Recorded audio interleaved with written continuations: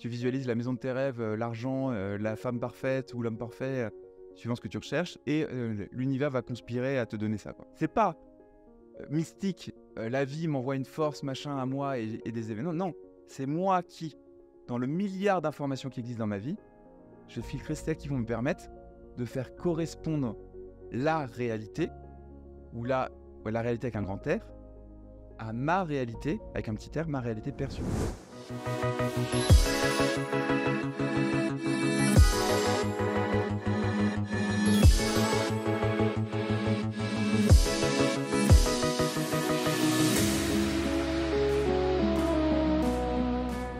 Et la meilleure explication de ce qu'on va appeler la loi d'attraction, qui est un peu déviant sur le développement personnel, c'est ça.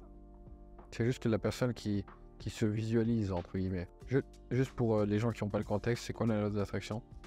Loi d'attraction, alors il y a plein de manières de l'expliquer, parce que moi j'en parle aussi sur mon site, mais d'une manière plus pragmatique, on va dire, parce qu'on peut l'expliquer de plein de manières. Mais on va dire l'une des dérives, c'est en gros tu t'assois comme ça, tu visualises la maison de tes rêves, l'argent, la femme parfaite ou l'homme parfait, suivant ce que tu recherches, et l'univers va conspirer à te donner ça, quoi. Conspirer à te donner ça. Ouais. Donc ça se fait tout seul en fait. C'est ce côté, il suffit de visualiser tes objectifs et ça va apparaître.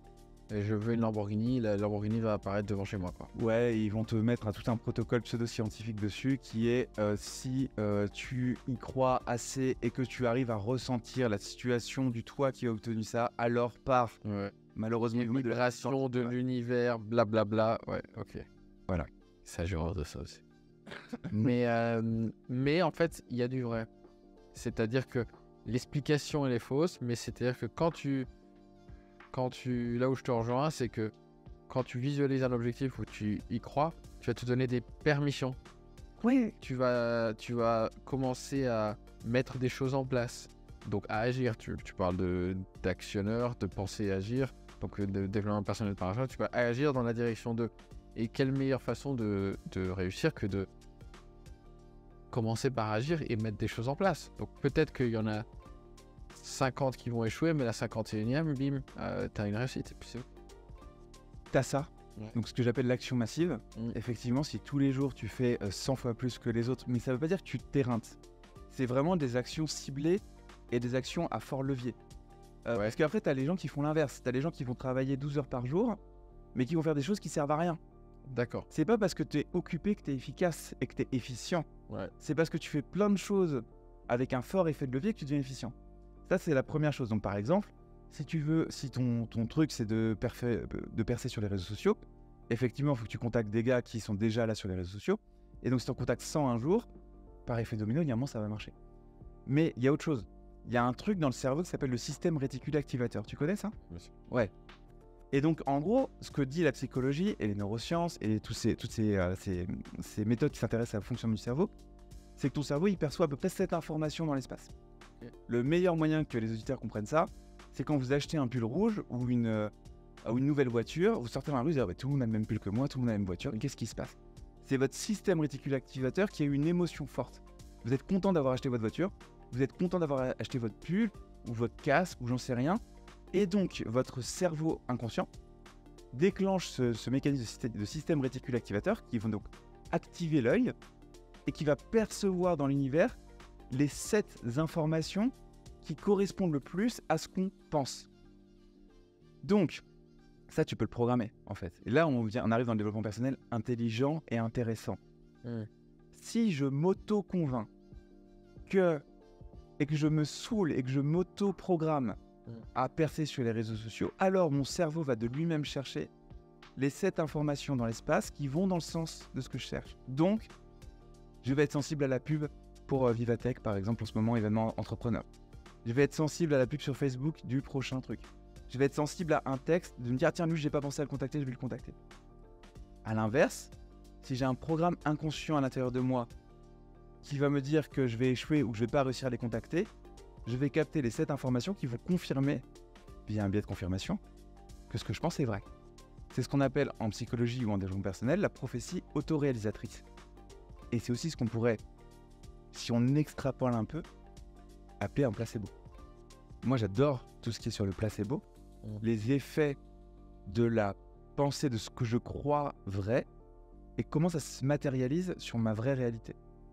Donc si je me conditionne à croire que je vais réussir, je vais capter dans la réalité, je vais filtrer.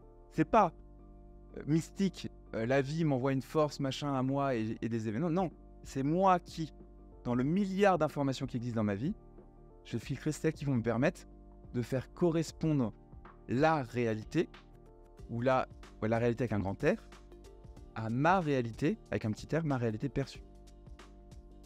Et ça, c'est intéressant. Et donc, tu vois, la dérive, elle est facile. Parce que on peut rapidement dire la vie, elle est magique et trouver des explications obscures pseudo-scientifiques pour justifier ça. Ou dire, comme moi, la vie, elle est magique, mais trouver des choses plus rationnelles et prouver pour l'expliquer. On arrive à la même conclusion, mais c'est pas le même chemin. Et qu'est-ce qu'on en fait ça alors Comment on commence ce chemin? Moi, imaginons que je suis dans une phase un peu down, un peu déprimé, ou alors un peu stressé, trop de boulot, trop éreinté. Je suis dans le gars qui bosse 12 heures en ce moment, et j'ai l'impression que ça... Je suis pas malheureux, mais ça décolle pas. Qu'est-ce que je mets en place pour commencer à aller chercher ce mieux, cette réussite? D'ailleurs, peut-être qu'on pourrait définir la réussite. Déjà, comment tu définis la réussite et comment je sors de ce train-train? Alors, la réussite. Déjà, on avait un peu parlé. Je pense que les bonnes réponses viennent des bonnes questions. Donc déjà, la réussite, elle n'existe pas. Comment on définit sa réussite? Ça, c'est hyper important. Parce que déjà, tu enlèves tout ce qui est compétition. Donc nous, on est très compétiteurs. Tu sais, sur les profils un peu Enneagramme ou MBTI, tout ça. On est dans la compétition. Le principe du compétiteur, c'est d'apprendre à se faire la compétition avec soi-même et pas avec les autres. Si je fais la compétition avec les autres, je suis en désintégration. Il y aura toujours meilleur que moi. Je me sens nul parce qu'il est meilleur que moi. Si je fais la compétition avec moi-même, il y aura toujours progression. Parce que si je regarde où j'étais avant et que j'ai mis en place les bonnes actions, je suis meilleur qu'avant, donc j'avance. Donc c'est la même chose sur c'est quoi la réussite, c'est quoi ma réussite. Donc chacun doit se poser cette question-là. Si on ne sait pas ce qu'on veut, on ne sera jamais heureux. Si personne ne prend le temps de se demander ce que je veux, moi, on ne sera jamais heureux. D'accord. C'est la plus grosse dérive du développement personnel et du développement professionnel. C'est quoi? Bah, tu regardes ce qui se passe dans notre milieu à nous, par exemple. Faut vendre de la formation en ligne. Ok, faut faire des petits produits. Non, faut faire des super lancements. Non, faut faire du coaching à étiquette. Non, faut faire une agence. Faut être coach. Non, faut être coach de coach. Faut être coach. Machin. Il faut pas faire 10 000, faut faire 20 000, faut faire 100 000. Faire 1 million. Faire 10 millions. Ouais. Qui a dit qu'il fallait quoi que ce soit? Puis le mec qui te dit qu'il faut faire 1 million, qui te dit qu'il fait de la marge.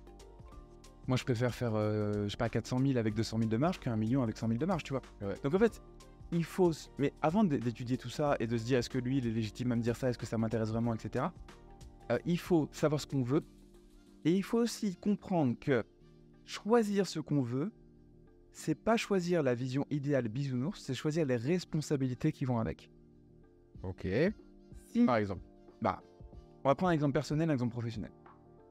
Vouloir faire 1 million d'euros de chiffre d'affaires, c'est pas les mêmes responsabilités que vouloir faire un auto-entrepreneur à 30 000 euros par an, par exemple. Pas du tout pareil. Mais si je veux faire mon million d'euros, ça va être cool. Je vais avoir la Lamborghini. Dans ce cas-là, il va te falloir l'expert comptable qui va avec, comprendre la structure fiscale d'une entreprise, les bilans, les responsabilités, quelle structure. Et tu vas te rendre compte que le million d'euros TTC que tu encaisses, c'est pas du tout 1 million d'euros dans ta poste net. Et puis l'impôt sur tout ça. Donc... Et tu vas te rendre compte qu'en fait, un restaurant, ça fait souvent 1 million d'euros et que c'est pas tant d'argent que ça, justement, 1 million d'euros.